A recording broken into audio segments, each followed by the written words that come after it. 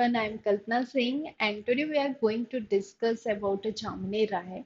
जामिनी राय मतलब आर्टिस्ट, जो हम लोग की आर्टिस्ट सीरीज आ रही है, चली आ रही है, उस आर्टिस्ट सीरीज में आज हम लोग जामिनी राय के बारे में ट्रीट करेंगे।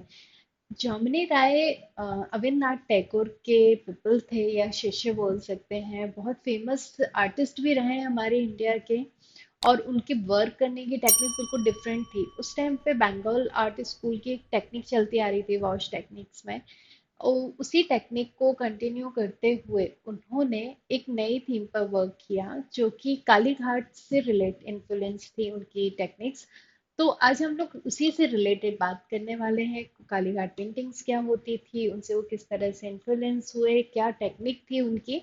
तो आज का जो हमारा डिस्कशन है वो हम आर्टिस्ट जो हैं जामिनी राय हैं, उनके ऊपर आज हम लोग बात करेंगे। तो सबसे पहले आप देखिए पीछे, एक आपको जामिनी राय के एक पेंटिंग्स नजर आ रही है। आपको क्या दिख रहा है इस पेंटिंग्स में? बड़ी बड़ी आईज नजर आ रही हैं, एक फिगर आ रहा है इंडियन स्टाइल, ट्रेडिशनल स्टाइल में उन्होंने ड्रेसेस पहनी हुई हैं। आप समझ गए होंगे कि ये किसकी पेंटिंग्स है, क्योंकि उनके गोद में गणेश जी बैठे हुए हैं।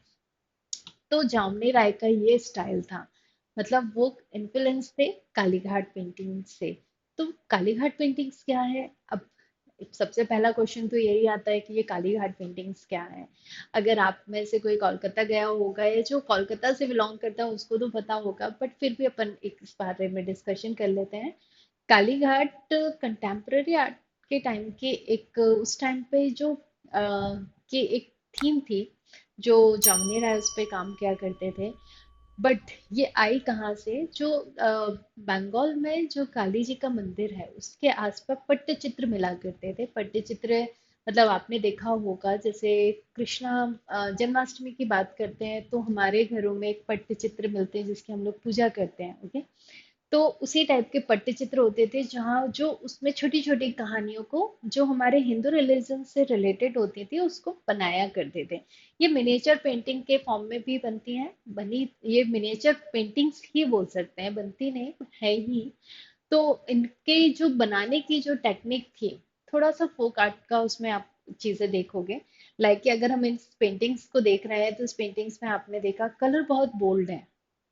तो जामनी राय की ये पेंटिंग्स है, बहुत ब्राइट ब्राइट कलर थे। स्ट्रोक्स उनका बिल्कुल वैसा रहता था, एकदम फ्लैट ब्रश के साथ ये काम करते। फ्लैट मींस एक ही कलर की टोन, मतलब डेप्थ नहीं दिखाना। जैसे अपन ने देखा था लास्ट, हम लोगों ने डिस्कशन किया था राजा रवि वर्मा की पेंटिंग से, जस्ट डिफरेंट है ये। उसमें हर एक चीज को बहुत अलग तरीके से डेप्थ के साथ दिखाते थे, बट इसमें बोल्ड स्ट्रोक्स का यूज किया गया है। बोल्ड स्ट्रोक्स के साथ उनका जो जो उनका टॉपिक था वो हिंदू रिलीजन से ही रिलेटेड था, क्योंकि कालीघाट में मोस्टली जो देवी देवता होते थे उन्हीं के ऊपर वो पेंटिंग्स बनती हैं। उसके बाद कुछ डेली लाइफ से रिलेटेड उन्होंने पेंटिंग्स बनाई है। तो अब आपने समझ ही गए होंगे कैसी पेंटिंग्स है। हम एक बार गो थ्रू कर लेते हैं, उनकी बाकी पेंटिंग्स भी देख लेते हैं, क्योंकि हर एक आर्टिस्ट की अपनी एक टेक्निक होती है। उनकी टेक्निक कालीघाट पेंटिंग्स की तरह है।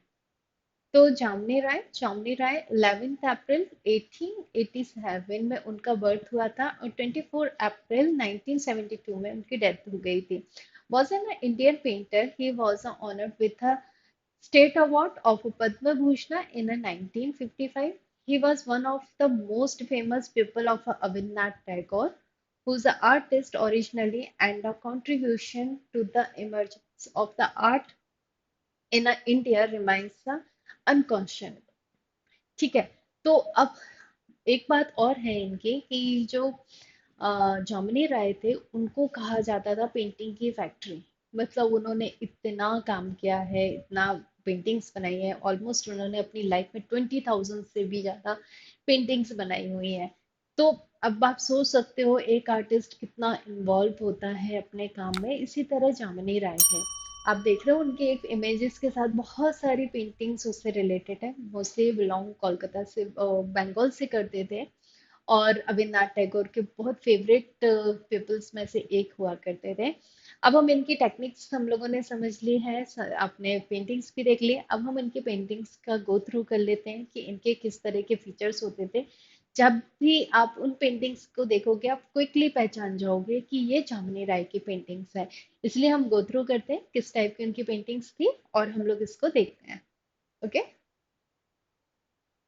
पुजारिन, थ्री पुजारिन्स इनकी बहुत फेमस पेंटिंग्स में से एक है।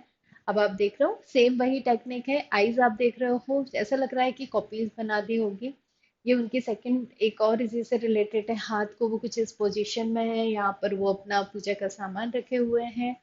पुजारिन उनका नाम दिया है। फ्लैट आप देख रहे हो, कलर बहुत फ्लैट है।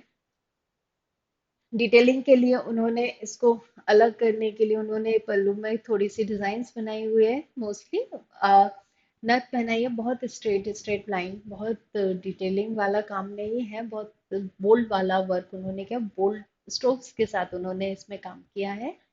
अब हम नेक्स्ट पेंटिंग्स में देखते हैं। ये भी सेम, आप फीचर्स देख के ही समझ जाओगे। ठीक है।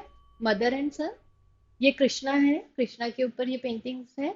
अब आप देख रहे हो बॉडी पोस्चर सेम एक जैसा है, प्लस आप अगर उनकी आईज देख रहे हो तो आईज हैं, लीव्स हैं। ठीक है। बॉडी स्ट्रक्चर वही है, हाथ बनाने का तरीका भी बहुत ध्यान से देखिए, क्योंकि यही चीजें आप इस आर्टिस्ट को पहचानने में मदद करती हैं कि ये किस आर्टिस्ट की पेंटिंग्स हैं। ओके।